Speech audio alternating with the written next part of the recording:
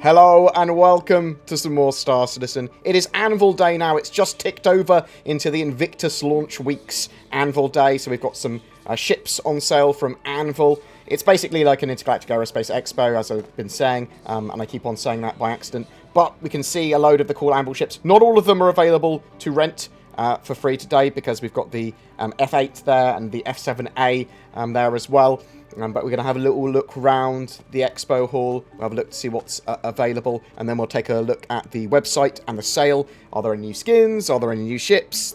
Well, there's not going to be any new ships, I don't think. But what's new? What can we buy? What's on sale? We'll start with the big boys. We've got the F8 Lightning. Now, the Lightning is a heavy fighter. And it is not flyable properly during this free fly event. You can't rent one. You can't rent the military Super Hornet either, unfortunately. But you can sort of steal those two ships because the UAE military, the Navy, are flying them around at the moment. And if you engage one of them in combat, you can pull it out of the armistice zone, get a friend to engage it in combat, and then you can take out the pilot. And then as soon as you take out the pilot, you can actually enter the ship, is the idea there. So there are ways of getting them to at least briefly fly at the moment. But this one here, not flyable, not rentable, but it is a very cool ship. It's got like, what, 6 size 3 hard points and 2 size 4 for its just normal guns, conventional weapons. It's got a whole host of missiles, very tanky, lots of shield is the idea. Well, it's very tanky at the moment if you steal one because they are invulnerable at the moment, so bear that in mind. But I really, really, really like this heavy fighter. I think it's like, some people think of it as like the god tier, top tier of the heavy fighters, and there's sort of some truth to that, at least in exclusivity at the moment, because you can sort of get one if you're a very high level concierge member. You get the gold plated black and gold one that's really cool or whatever, but it is the F8C civilian version and not the military version. So sort of bear that in mind. And you will be able to get these in-game. You'll be able to buy them eventually when you get to a certain stage in Squadron 42. The expectation is that you will have military contacts to then be able to purchase one of these. But there'll be other ways as well. Whether that's going to be military versions or the civilian versions, we don't know. But really cool looking ship. Really excited. Very big though. Very big. It's not going to fit in many ships. Like I think people have tried to get it in the 890 jump. Just doesn't fit in the hangar bay there. So bear that in mind. Over here, we've got the F7A Super Hornet. Well, it's not Super Hornet, it's the military Hornet, I suppose. It doesn't have the extra seat that the Super Hornet has, but it does. It's supposed to be like the military version, so it's got better gear on it, it's got better armor, is the idea as standard, and it's got that military skin on it. Cool ship, I suppose. I mean, I really like the Super Hornet for having the extra seat, but I suppose you don't need it to have the extra seat. It's just, you know, it's a Hornet. It's a cool looking Hornet. Very powerful, strong. In the rest of the hall, though, we have a load of other ships for you to be able to check out. We've got the Gladiator, which I don't think people have used for Yonks, which is their sort of like missile fighter. Well, it's a fighter bomber, I suppose. Lots of big missiles on that. We've got the Hawk, we've got the Hurricane, we've got the Carrack, which I recommend everyone give a try to. We've got just the standard F7C Hornet, and we've got the Arrow as well. And over here, we've got a Valkyrie, which I didn't see before. Try out the Valkyrie as well. Valkyrie, very cool ship. Sort of like, it's what I originally had envisioned for the Redeemer. It's sort of like what the Valkyrie is now, and then obviously they are going to be reconcepting and redoing that Redeemer. But some very cool stuff here. We got the Terrapin over there as well, which is useful. I don't know where my character's walking. Let's go back to his vision. We've got the Terrapin over here as well. Terrapin, very cool. It's going to be useful for like finding minables in the future, for scouting and reconnoitering.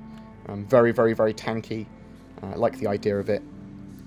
And when we have better signature detection, I think it's going to really come into its own. Yeah, a cool little haul from Anvil Aerospace. Some very cool stuff to rent, for sure.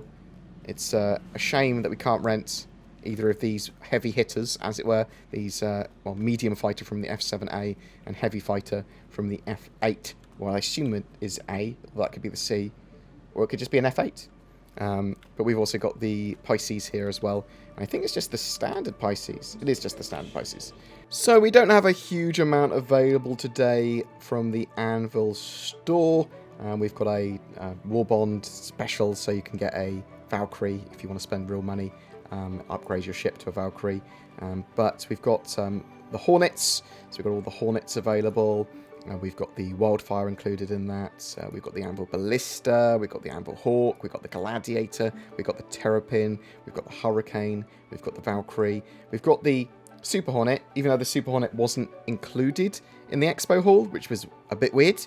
I was sure it was going to be there. We've got the Carrack, and we've got the Arrow, and we've got the C8X Pisces, which it was just the C8, I think, that was on display on the Expo Hall. We've also got the Crucible, which I think makes sense for even a military sort of like sail, because it's supporting military ships.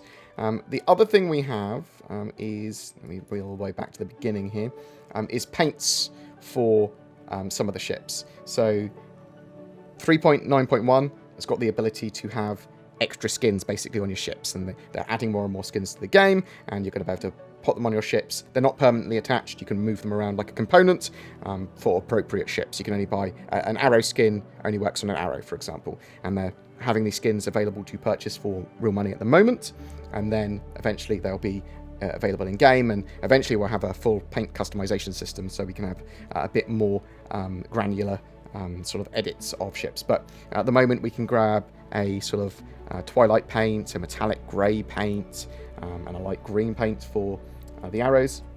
Not really into any of those. For the Valkyries, we've got sage paint, and we've got a light grey paint, which I really like, and then we've got sort of like forest camouflage, which I actually really like. I really like this paint, but it is a ridiculous amount of money. So the more expensive the hull, the more expensive the skin is, it seems. And with 20% extra VAT that I have to pay in the UK, it becomes quite cost prohibitive to get a lot of this stuff. So bear that in mind. But other than that, there's not really much. They've got the Anvil sort of gear pack, and they've got the merchandise that they were selling before. So some cool stuff there. If people are still having problems with 3.9.1 and getting in the game and having constant disconnects, not being able to create characters and stuff, go to support.robertspaceindustriescom. That should help a lot. Also status.robertspaceindustries.com to see the state of the servers, because there is a load of server problems at the moment with knock-on effects with some back-end service outages and stuff like that. But we've been able to get on the servers now and actually play properly without any problems. So that's been good over the last good few hours. So if you are having a problem creating a character, try going into windowed mode, create a character then, see if that works. Try re-verifying your files, see if that works. And if neither of those things work, join on a friend. That seems to work for me. If you're having some of the other problems, that like you've got no ships to spawn, then follow the guidelines on support.robertspaceindustries.com. That should help. At the very, very, very last step of I don't know what to do, I literally can't play, you can try an account reset, but that is sort of like last ditch. That should be the final step of nothing else is working. So bear that in mind. If you're having performance issues, I've got a load of guides on my website, boardgamer.co.uk. I've got users.cfg that I use.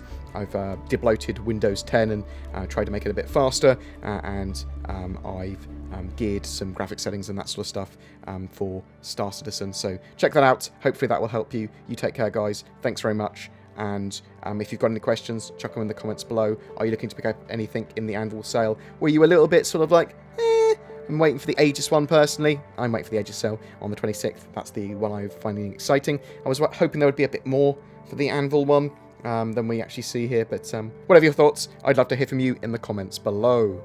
In addition to my May monthly giveaway for an arrow, during Fleet Week I'm also giving away a Cutlass Blue with Star Citizen game package that Cloud Imperium Games have kindly given me for that very purpose. To be in for a chance of winning that, just comment on this video or any made during Fleet Week 2020 on my channel. I would love it if you share this video around, as it really does help me, as does support through the YouTube join button or Patreon for people that want to go further. Also, I'm a shill for NordVPN, which I recommend for added internet privacy and security. Also, if you're looking for a gaming PC, instead consider Shadow. They provide cloud gaming PCs that leverage the power of the internet and an affordable monthly subscription instead of having to maintain your own rig. Use the code BoredGamer for discounts, but you can find links to everything down below.